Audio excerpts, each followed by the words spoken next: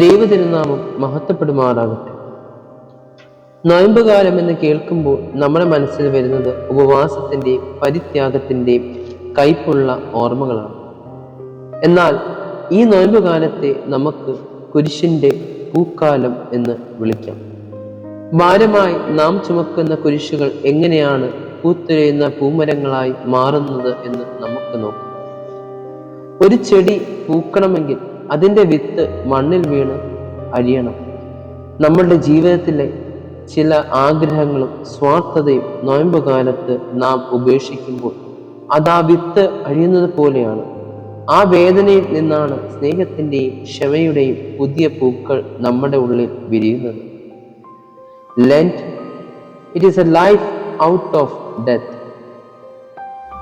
സാധാരണയായി കുരിശ് എന്നത് കഷ്ടപ്പാടിന്റെ അടയാളമാണ്. എന്നാൽ സ്നേഹത്തോട് ഒരു കുരിശിനെ സ്വീകരിക്കുമ്പോൾ അത് മനോഹരമായ ഒരു പൂവായി മാറുന്നു. മറ്റുള്ളവരുടെ സങ്കടങ്ങളിൽ പങ്കുചേരുമ്പോൾ, ശത്രുവിനോട് ക്ഷമിക്കുമ്പോഴും നമ്മുടെ ജീവിതത്തിലെ കുരിശ് സുഗന്ധം പരത്തുന്നത്. Lent, it spread fragrance of suffering. നോയമ്പുകാലം എന്നത് ഉദ്ധാനം എന്ന വലിയ വസന്ത കാലത്തിന് വേണ്ടിയുള്ള കാത്തിരിപ്പാണ്. കുരിശു മരണം, മഞ്ഞുകാലം കഴിഞ്ഞാൽ ഉയർപ്പിന്റെ പൂക്കാലം വരുമെന്ന് ഉറച്ച വിശ്വാസം നമ്മളുടെ ഉള്ളിൽ വേണ്ടിയത്. നമ്മുടെ ഓരോ ചെറിയ ത്യാഗവും ആ വലിയ വസന്തത്തിലേക്കുള്ള ചുവടുവെപ്പുകൾ ആണ് എന്ന് നാം ഓർക്കാം.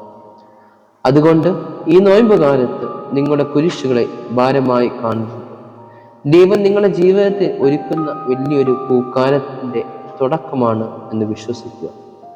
നമുക്ക് ചുറ്റുമുള്ളവരിലേക്ക് ആ സ്നേഹത്തിന്റെ സുഗന്ധം പരത്തുവാനും പുതിയ ജീവിതം കൊടുക്കുവാനും രക്ഷയുടെ പാതകളെ ഒരുക്കുവാനും നമുക്ക് സാധിക്കട്ടെ എന്ന് പ്രാർത്ഥിക്കുന്നു.